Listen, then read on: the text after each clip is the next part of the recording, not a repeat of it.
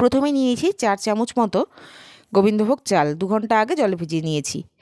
1 চামচ পোস্ত, 1 চামচের একটু কম, 1 চামচ সর্ষে, আর 1 চামচ নারকেল, একটুখানি লবণ আর 2টো কাঁচা লঙ্কা বেশ ভালো করে বেটে নিয়েছি। আর তার মধ্যে দিয়ে দিচ্ছি একটুখানি চিনি আর একটুখানি হলুদ আর 1 চামচ মতো সর্ষের তেল। আর ওদিকে দেখুন আপনাদেরকে ফুল দেখাচ্ছে। ব্যাস, এবার এটাকে ভালো করে মিক্স করে নিতে হবে। পেস্টটা মিহি হলেই সব থেকে ভালো হয়।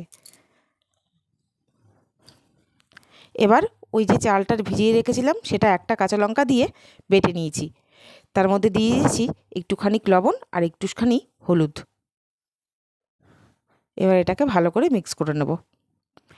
আপনাদের যদি মনে হয় প্রয়োজন আছে তাহলে জল দেবেন, কিন্তু আমার মনে হয়েছে প্রয়োজন নেই, তাই জল দিলাম না।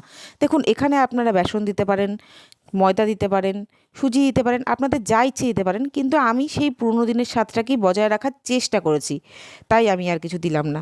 আমি যেরমভাবে ঠাম্মাকে করতে দেখেছি, দিদাকে করতে দেখেছি, সেরমভাবেই করব।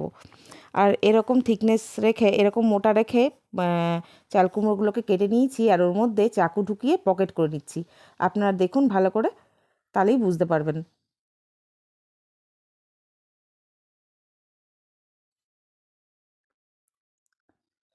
ব্যাস, পকেটগুলো করা হয়ে গেলে ওই সর্ষে পোস্তর পুরটা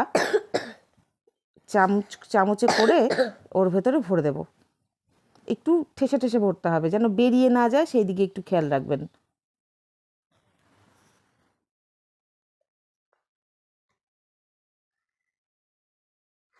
এটা খেতে দারুণ লাগে।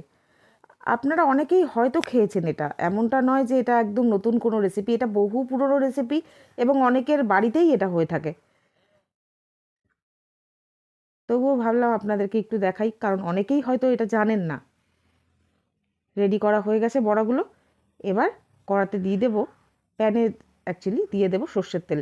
আমি সর্ষের তেল দিচ্ছি, আপনারা সাদা তেল দিতেই পারেন, কারণ আমি ঠাম্মাকে দিদাকে সর্ষের তেলেই এই বড়াটা করতে দেখি, তাতে মনে হয় আমার স্বাদটা বেশি ভালো হয়। আসলে তখনকার দিনে হয়তো সাদা তেল ছিলও না, তাই ওনারা সর্ষের তেলে হয়তো করতেন।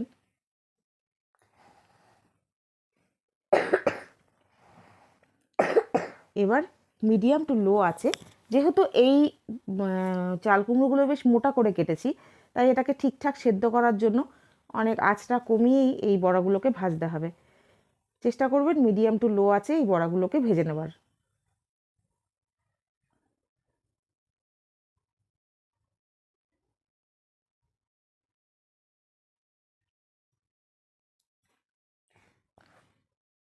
পাঁচ মিনিট এক পাশ রেখে 5 মিনিট পরে পাশটা উল্টে দিলাম।